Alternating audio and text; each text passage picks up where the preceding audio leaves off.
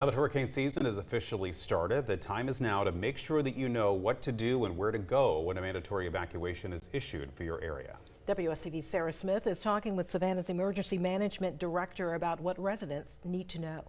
It is for your benefit to evacuate. We don't take that lightly. Several factors determine if the Chatham County Emergency Management Agency and its partners will issue an evacuation, sometimes a mandatory one. Whether the storm is coming directly towards us, if it's going to be paralleling the coast, the size of the storm and things like that. Savannah Emergency Management Director David Donnelly works closely with SEMA here in the city's Emergency Operations Center. This is where they coordinate information and resources ahead of a storm. He tells me it's important for residents in the area to know which zone they live in.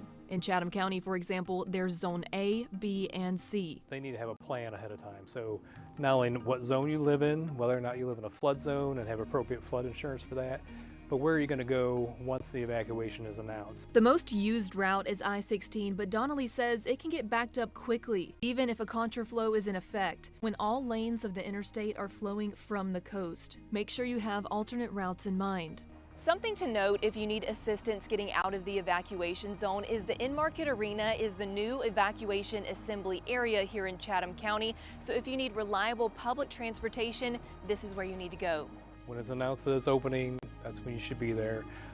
If you're an individual or have family members that have functional access and medical needs, there's a public health registry that they can register for, and those individuals be moved out even earlier than the general public. Donnelly advises that you sign up for city and SEMA alerts. You can never have too much information in an emergency. And remember, it's best to leave and nothing happen than to stay and regret it. I've heard of stories from people from Matthew who stayed and they said they'll never stay again.